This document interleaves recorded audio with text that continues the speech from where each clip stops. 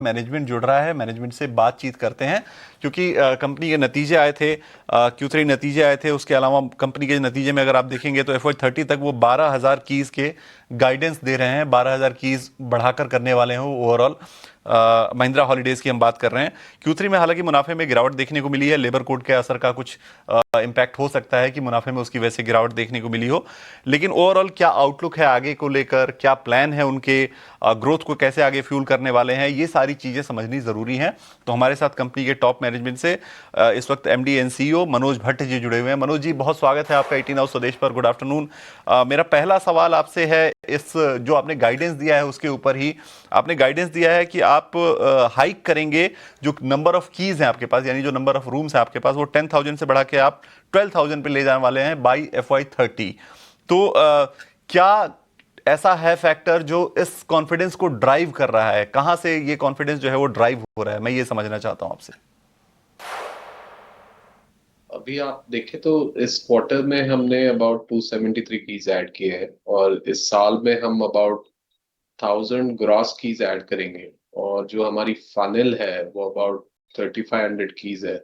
तो इस हिसाब से देखें तो जो करंट 6,000 है प्लस फनल में हमारे पास अबाउट 3,500 कीज है। तो आप देखें तो it is very close to the 10,000 number. This is for the club M brand. तो जो लास्ट 2,000 है वो जो हमारे नए ब्रांड महिंद्रा सिग्नेचर रिजॉर्ट्स में हम वहां से बिल्ड करेंगे। उसका तो पहला जो रूम एडिशन होगा वो एंड ऑफ F27 में होगा। तो उसके बाद वो बिल्ड आउट होगा तो वो थोड़ा बैक एंडेड होगा। बट जो क्लब महिंद्रा ब्रांड में जो 10,000 है उसके लिए काफी अच्छी प्रोग्रेस है अभी। और अच्छी विजिबिलिटी है of how we will build it out. Good afternoon, Tripti Upadhyay joining here. और जिस तरह से आपने अभी यूरोपियन ऑपरेशंस के बारे में बात की, मैक्रो हेडविंड्स से काफ़ी यहाँ पर आपका जो बिजनेस है वो प्रभावित हुआ है। FY27 में हॉलीडेज क्लब रिसोर्ट्स के लिए आपका क्या आउटलुक है, और क्या इंडिया EU FTA जो अभी हुआ है इससे कंपनी को किसी तरह का फ़ायदा मिलेगा यहाँ पर? तो पहले तो वो जो FTA की वजह से कोई डायरेक्ट कोरिलेशन है नहीं on our European operation. Because mostly वो जो है वो यूरोपियन नेशनैलिटीज वहाँ वेकेशन करते हैं।